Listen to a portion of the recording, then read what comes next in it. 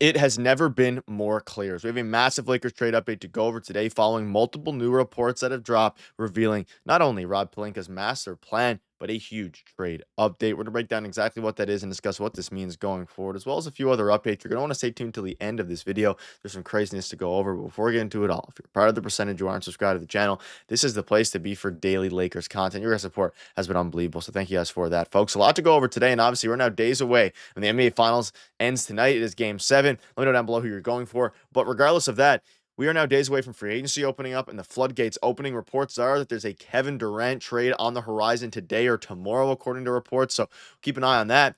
But folks, there's a lot to go over today in Lakers land. Now, there's a lot of different reports that have been floating around, but I want to start with this one. Now, keep in mind, I covered this video a couple days ago. I want to just go over this because it provides some context for what's going to be discussed here in this video. So, Lakers and Jazz have discussed a trade centered around Rui Hachimura and John Collins. And of course, we know that this is the case. They've been really interested in John Collins, potentially making offers and things like that. And this is relevant because it's really starting to line up what Rob Pelinka's plans are this offseason regarding their center and power forward position. And we know they're interested in John Collins and are willing to give up Rui Hachimura in a deal for him.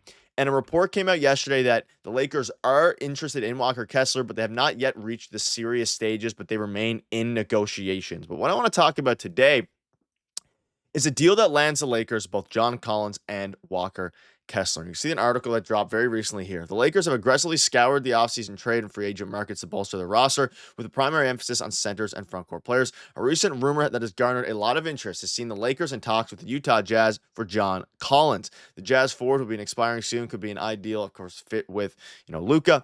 And then the proposed deal is this. Now, bear with me with this, but this is the Lakers receive Walker Kessler and John Collins. The Jazz receive Rui Hachimura, Maxi Kleber, Dalton Knecht, and a first-round pick. Now, I don't think this gets the deal done, and stay tuned for a minute here. We'll dive into another one, but it's a very interesting proposal. Now, the big thing here, it has never been more clear to me that not only are the Lakers going for both Walker Kessler and John Collins, but I think they're going to go for both of them together in a trade package, moving on from potentially a player who we'll dive into in a minute that, might hurt a little bit. But again, this is the deal framework without giving up Austin Reaves. Now, I don't think this is enough to get it done. I think on its own, you could argue John Collins is worth a first-round pick. Probably not, and probably not to the Lakers.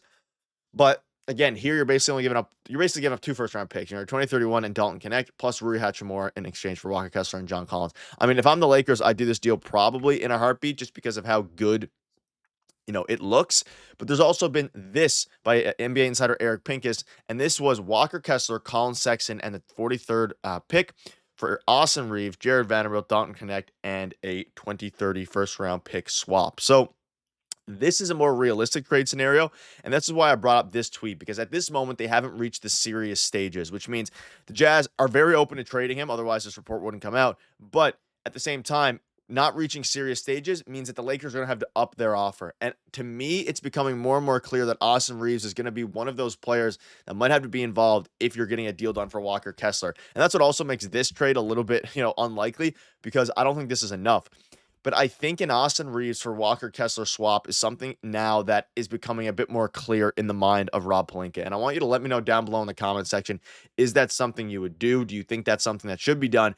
Because at this point, clearly, the Utah Jazz are willing to give up Walker Kessler, but only willing to give him up if they get a hefty return back, and probably even similar to what, the Lakers are feeling would be an overpay, right? This would essentially be swapping Austin Reaves, your starting shooting guard, for your center. But you're also getting back Colin Sexton in this deal, who is not as good as Austin Reaves, but I think it would be an adequate replacement, and it could run the backup point guard off your bench. And this is where I started to think it makes a little bit of sense. And we obviously know how good Walker Kessler is. You can see what immediately bolstered the Lakers' interior presence. Last season, had his best year of his career, 11 points, 12 rebounds, 2.4 blocks. Like, you'd basically be giving up your starting shooting guard in Austin Reaves, and we love Austin Reaves, but you're giving him up at his peak value in exchange for a center who you could then build around Luka Doncic for the rest of his Lakers tenure, and probably even the career, assuming you guys, extend both of them 5 to 10 years.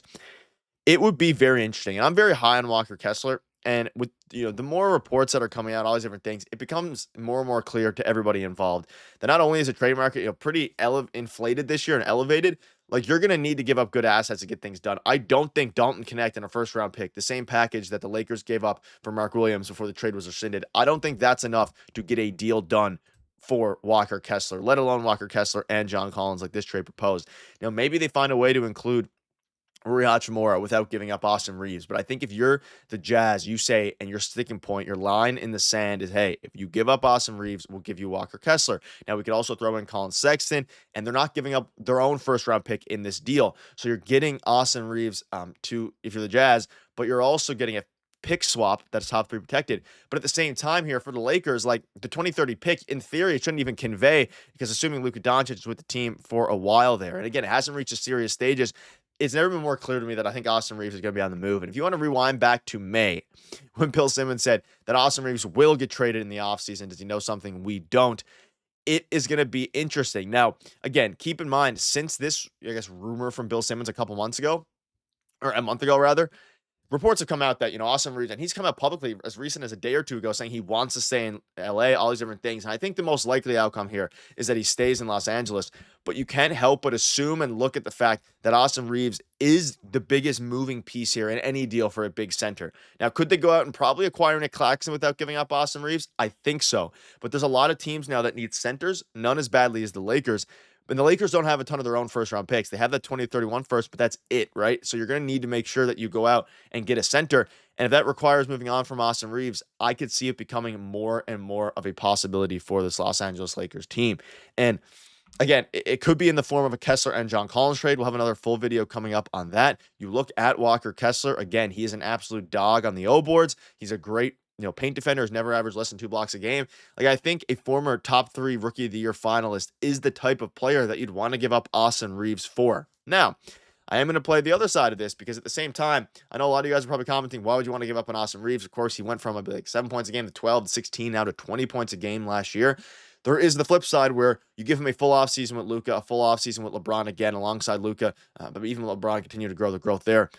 And then you can see how he does along Luka Doncic. Does he fit well as a shooting guard? Can he run the point guard for the backup unit? I mean, we assume that Gabe Vincent is going to be going in any trade for a center, unless, of course, you're looking at a deal like this one where you don't have to. They chose to give up Jared Vanderbilt in this proposed one. But like Walker Kessler immediately fills a huge void. And does it open up a void? Absolutely. The Austin Reaves, void. I think they would have an easier time finding someone else to replace what Austin Reaves does versus replacing what Walker Kessler could do because they don't have many centers available. Like Kessler can kind of perform. He could guard the huge big men, Joel Embiid's of the world, the Nikola Jokic's of the world, everybody, right? He can guard even like guarding bigger guys like Jakob Poeltl, who aren't necessarily great offensively, but are fantastic rebounders. Kessler's going to match up goldenly. But then he can also go ahead and play extremely good, defense. He can line up perfectly. Whereas with Austin Reaves, I mean, he fits perfectly alongside Luka Doncic. He doesn't fit perfectly, rather, alongside Luka Doncic, but I think he could fit well. Like the Walker Kessler move, if you're getting a guy like Nick Claxton, you'll also need a backup center, a guy like Steven Adams, who's been signed now by the Rockets, but someone who's bigger and really has some strength to him so you can actually guard those guys. Kessler fills both those needs, and then you could pivot and spend some of your other money or even your own first-round picks. You shouldn't have to give up your own first and Austin Reaves in a deal for Kessler. You can then pivot, use those assets remaining available, the 2031 first-round pick, their most valuable asset, in order to acquire a 3-and-D wing to replace Austin Reaves. So it's never been more clear to me, but let me know down below what your thoughts are. New reports are dropping and keep you up to date. Cheers.